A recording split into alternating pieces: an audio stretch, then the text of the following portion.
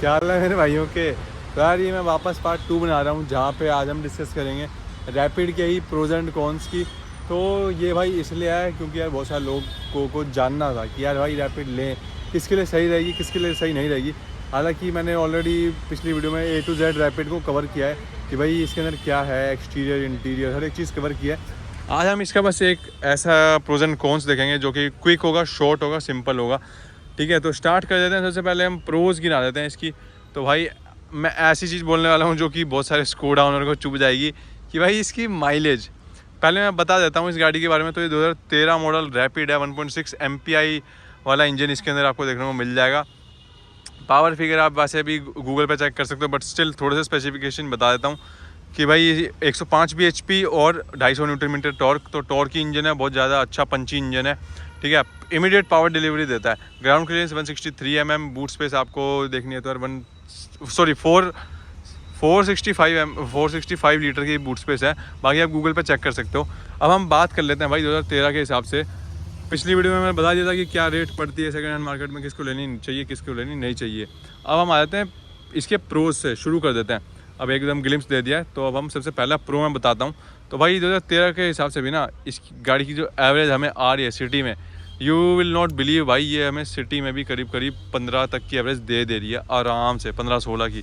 बहुत सारे लोग बोलेंगे भाई ये क्या बोल रहा है, बट स्टिल ये भी हो सकता है कि भाई ये बहुत मेंटेन्ड कार है इसलिए हो सकती है। ये मैंने दिखाया था कि भाई 30,000 किलोमीटर ही चली हुई है ये गाड़ी, तो उससे भी हो सकता है सारी सर्विस कंपनी से करा रखी है। तो भाई मेरे को तो ये इसका बहुत प्लस पॉइंट लगा। 2-4 दिन चलाई भाई, 16 तक की एवरेज मोटा मोटी मैं बद लगा लूँ तो भाई मेरे को तो काफ़ी अच्छा लगा। दूसरा प्रो मैं गिना देता हूँ इसका। तो भाई दूसरा है भाई इसकी, ये इसके लिए मेरे को कैमरा मोड़ना पड़ेगा। दूसरा भाई ये जो हाई स्पीड पे स्टेबल रहती है ना, वो मैंने पिछली वीडियो में बताया था, अभी बताता हूँ। ये 200 की स्पीड में भी ऐसा लगता है भाई 100, 120, 130 पे चल रही है, पता ही नहीं चलता भाई। बहुत स्टेबल गाड़ी है। परफॉर्मेंस आप देखोगे तो बहुत ही पंची इंजन है। दूसरी गाड़ियों से कंपेयर करोगे तो आप ड्रैग भी चेक कर लो इसकी, तो भाई दूसरी गाड़ी में खास ही जाती है, एक तुरंत खाने को दौड़ती है। तो भाई ये हो गया, परफॉर्मेंस हो गया, हैंडलिंग हो गया। हाई स्पीड पे बहुत अच्छी कॉर्नरिंग है, कटिंग है। रिकमेंड नहीं करता बट स्टिल जो गाड़ी की खासियत है वो बतानी पड़ती है। तो ये बात हो गई भाई इस गाड़ी के साथ साथ। और लास्ट तो यार आपको पता ही है इस गाड़ी की जो बिल्ड क्वालिटी है ना भाई, बम्पर से लेके आप अंदर तक देख लो, बिल्ड क्वालिटी A1 है। इसका गेट खोल के देख लो, ऐसा हार्ड गेट और 3 स्टेजेस पे खुलता है, काफ़ी वाइड खुलता है। बहुत ही बढ़िया बिल्ड क्वालिटी है भाई, बहुत ही बढ़िया बिल्ड क्वालिटी है। बिल्ड क्वालिटी के बाद में जो ना इसकी एक और क्वालिटी है जो कि गिना दूँ, जो इसकी ओवरऑल मैं बोलूँगा कि भाई देखो बिल्ड क्वालिटी अलग हो गई, बट एक प्रीमियमनेस होती है ना गाड़ी में। इंटीरियर की क्वालिटी हो गई, एक्सटीरियर की क्वालिटी हो गई, पेंट की क्वालिटी हो गई, डिटेल्ड क्वालिटी जिसको मैं कहूँगा, तो वो बहुत बढ़िया है। पेंट साला पता नहीं क्या दे रखा है भाई।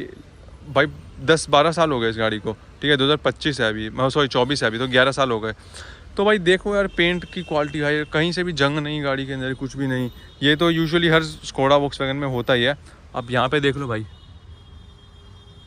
लिटरली, और पेंट वेंट कुछ भी नहीं है इस पर, मतलब कंपनी से जेन्युइन गाड़ी है एकदम। यहाँ पे कोई अफसर थे उन्हीं की गाड़ी है ये। नीचे से आप चेक कर लो, यहाँ पे भी देखो वो लगा रखा है ताकि यहाँ पे जंग ना लगे। अब इंटीरियर पे चल दो भाई, इंटीरियर पे देखो ये इतना हार्ड, इतना ब्रिटाइल है, कहीं भाई आप तुम हिला नहीं सकते, कहीं से रैटलिंग नॉइज़ का कोई चांस ही नहीं है इसके अंदर।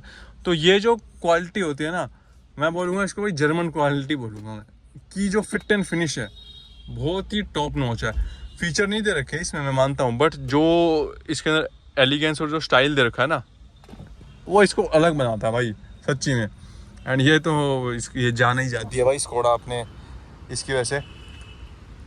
अब मैं भाई इसी, ये तो हो गई इसकी कुछ बढ़िया बात।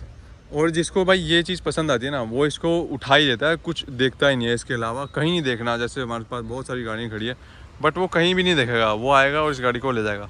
इनमें से जिसको भाई हाई स्पीड परफॉर्मेंस और ये सब चाहिए होती है, तो वो कुछ और देखेगा ही नहीं। बिल्ड क्वालिटी चाहिए होती है, सेफ्टी चाहिए होती है। सेफ्टी रेटिंग में भी भाई ये 5 स्टार है। और मैंने आपको बूट खोल के दिखाया था पिछली वीडियो में कि भाई इसके यहाँ पे रेडिएटर है, इतनी दूर इंजन है, ठीक है, उसके बाद उतनी दूर बोनट है। तो भाई 150 पे भी ना बंदे, मतलब ये मान लो, बस मैं बोलूँगा नहीं, बट स्टिल अगर आपका देखो सुजुकी क्या है, 40 की स्पीड पे एक्सीडेंट है तो ही वो बच जाती है। ये 150 पे भी भाई पलट जाती है, कुछ भी हो जाती है, बट स्टिल टचवुड बंदा सेफ रहता है। और मैं तो यही रिकमेंड करूँगा कि आप लोग ऐसा ना चलाओ। बट हाँ स्टिल अगर कर भी रहे हो तो भाई कोई अच्छी गाड़ी से करो, मतलब अच्छी गाड़ी से मतलब कि भाई कोई आपकी सेफ़ गाड़ी हो जिसके अंदर आपकी जान के साथ कोई भी खिलवाड़ ना हो। तो ये चीज़ है। तो सबसे प्रोज़ मैंने आपको गिना दिया, अब आप नोट करते रहना। अब मैं इसके खामियां की बात कर लेता हूँ। खामियां भाई वही है जो स्कोडा की होती है, ठीक है। प्रोज़ में मैं एक और चीज़ ऐड करूँगा कि बाकी स्कोडा की गाड़ियों से ना ये काफ़ी रिलायबल है, मैंने बहुत सुना है, ठीक है, और बंदे से पूछा है और मैंने खुद चला के भी देखी है। तो भाई काफ़ी रिलायबल गाड़ी है। रिलायबल मतलब कि भाई MPI इंजन है, खर्चा मांगता नहीं है, मैनुअल ट्रांसमिशन है, कुछ और कोई दिक्कत नहीं है।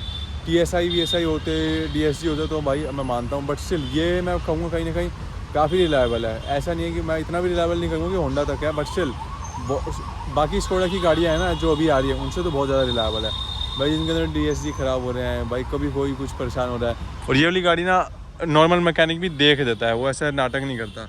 पहले वो देखेगा रैपिड है, खोलेगा डिग्गी, हाँ भैया इसका काम हो जाएगा। बट नॉर्मल मतलब कि भाई हाँ अगर आप सिटी में घूम रहे हो तो बंदे कर देंगे, ऐसा नहीं है नाक मारेंगे। बट वहीं पे अगर कोई दूसरी ले जाओगे ना DSG या फिर कोई TSI वाली, वो भाई देखते ही हाथ हटा लेते हैं। बट इसके साथ नहीं है, मतलब ये कहीं ना कहीं बोलूँगा उनसे काफ़ी रिलायबल है। होंडा के टक्कर की नहीं है, बट हाँ बाकी स्कोडा के ग्रुप से काफ़ी है। तो अब ये हो गया प्रोज में, वापस आता है कॉन्स पे। तो भाई सबसे पहले तो वही हो गया भाई, सर्विस इसकी 15-20 हज़ार की पड़ती है। बात लोग कहते हैं कि भाई मेरी सर्विस तो भाई 10,000 रुपये होती है, इतने पे होती है, बट भाई कहीं ना कहीं जो रनिंग कॉस्ट है ना वो बढ़ जाती है, ठीक है। माइलेज इसकी बढ़िया है, मैंने आपको बता दिया था, बट स्टिल कहीं ना कहीं सर्विस के हिसाब से ना रनिंग कॉस्ट बढ़ जाती है। पार्ट बहुत एक्सपेंसिव है भाई, ये लाइट ही आपको 20-25 हज़ार की मिलेगी, जबकि यार इस ऐसा कुछ वो ही नहीं है इस लाइट में। तो मतलब ये तो हेलोजन वाली लाइट है, चलो ये तो फिर भी सस्ती पड़ जाएगी आपको, बट इससे एक ऊपर वाली मॉडल की रैपिड ले लोगे तो उसकी लाइट काफ़ी एक्सपेंसिव है, मतलब उसी का पार्ट्स जो है ना इसके काफ़ी एक्सपेंसिव पड़ जाते हैं। ब्रेक पैड, ब्रेक शू हो गए आपकी 20-30 हज़ार के बाद ये सब चीज़ चेंज होती है, तो वहाँ पे भी आपको ये गाड़ी कहीं ना कहीं रनिंग कॉस्ट बढ़ा देगी।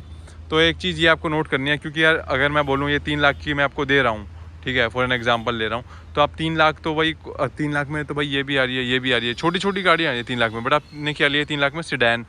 तो अब जब आप 3 लाख के बजट के हिसाब से देख रहे हो तो आप सर्विस भी उसी के बजट के हिसाब से देखोगे, बट होगा क्या, उल्टा हो जाएगा। इस गाड़ी की सर्विस पड़ जाएगी महंगी और आपने गाड़ी 3 लाख के बजट के अंदर की ली है। तो ऐसा मत रखना, 1 लाख स्पेयर में रखना, अगर कुछ काम आए तो। पहले मैं वही कहूँगा कि मेंटेन्ड गाड़ी हो, एकदम रिकॉर्ड हो तो लेना, अदरवाइज़ तो ये सब गाड़ियाँ स्किप ही मैं रिकमेंड करूँगा, स्किप करना। बट हाँ रैपिड में ऐसा कुछ नहीं होता, MPI इंजन वाली रैपिड में बोल रहा हूँ, ठीक है। तो ये हो गया आपका सर्विस और पार्ट्स थोड़े जाते हैं। वो लोग बोलते हैं ये मिथ है, बट भाई सही में है, कभी लेकर के देखोगे पता चलेगा। बट वही है कि यार वो गाड़ी स्माइल देती है, बढ़िया चलाते हो तो मस्त मज़ा आते हैं। जब इसके अंदर बैठोगे ड्राइवर सीट पर तो बढ़िया लगेगा, जब आप इसको सर्विस सेंटर ले जाओगे तो आपको बुरा लगेगा, बस ये दिक्कत होती है, ठीक है। अब आपको इसके कुछ और मैं प्रोस की बात कर लूँ तो भाई सिटी के लिए ना मुझे इसका थोड़ा सा GC कम लगता है। वो यार है आजकल की गाड़ियों में मिल रही है इसलिए मुझे लग रहा है, क्या पता, क्योंकि भाई फॉर एन एग्जांपल मैं बताऊं, अगर आजकल की जो वर्टस आती है उसके अंदर 180 mm आता है तो वो बंदे कहीं भी चढ़ा चुड़ू देते हैं। बट ये वाली गाड़ी कहीं ना यहाँ पे भी लाते हुए लगती तो नहीं है, बट स्टिल आराम से चलानी पड़ती है। एक वो इसका कौन हो गया, और सॉरी आगे का गेट खोल दिया, मैं खोल रहा था पीछे का। पीछे के गेट की मैं बात करूँ ना तो ये जो चीज़ है इससे ना पीछे के जो स्पेस है, जो कंफर्ट है वो काफ़ी कम हो जाता है। तो मैं भाई पीछे के लिए ये बोलूँगा कि ये 2 बंदों के लिए कंफर्टेबल है, इतनी ज़्यादा स्पेस नहीं है भाई पीछे, सही मायने में बताऊँ तो। बूट स्पेस ओके है, बट भाई पीछे वाले बंदों के लिए इतनी स्पेस नहीं रहेगी। एंड आगे भी मैं दिखा दूँ तो ये देखो, अभी ये वाली सीट भी ना रिक्लाइन नहीं कर रखी, जैसे इसको भी रिक्लाइन कर देंगे तो भाई वहाँ का भी स्पेस कम हो जाएगा, तो वो भी दिक्कत है। तो इतनी स्पेशियस नहीं है। एंड क्योंकि ये ना हाईवे पे आपको अच्छा परफॉर्मेंस देती है, इसका मतलब ये नहीं कि भाई सिटी के अंदर भी अच्छा परफॉर्मेंस देगी। गड्ढों पे गाड़ी के ना स्टिफ सस्पेंशन है तो वो हिलते हैं, लगते हैं, ऐसा लगता है कि भाई ऐसे भाई काफ़ी वो हो रही है गाड़ी। बट हाँ हाईवे पे यही चीज़ फ़ायदेमंद रहता है। तो कहीं ना कहीं सस्पेंशन थोड़े से स्टिफर साइड पे है, तो आपको सिटी में वो कंफर्ट नहीं मिलेगा जो कि आपको हाईवे पे मज़े मिलेंगे। तो ये सब चीज़ें हैं। बाकी कुछ और मेरे से छूट रहा हो तो बताना, मेरे को कमेंट करना। आज मैं इसको शॉर्ट और सिंपल ही रखता हूँ, वो भी काफ़ी सारे पॉइंट्स हैं मैं ऐड कर सकता हूँ, बट हाँ अभी मैं सोच रहा हूँ कि पहले उन्हीं पे थोड़ा और गो थ्रू कर लूँ कि भाई क्या सच में ये है भी या नहीं, कहीं मैं डाल दूँ फॉल्स इन्फॉर्मेशन नहीं देना चाहता मैं। तो आज के लिए इतना ही रखते हैं। कोई एक ओनर देख रहा है तो भाई कमेंट करना, सो दैट अपनी और ऑडियंस है उसको भी पता चले कि क्या चक्कर है। बाकी किसी को गाड़ी वाड़ी लेनी हो और कोई भी एसेसरी का पार्ट हो तो you can contact us, description में नंबर मिल जाएगा, ठीक है। तो आज के लिए यार इतना ही रखते हैं, मिलेंगे अगली वीडियो में, तब तक के लिए सी बाय और टेक केयर।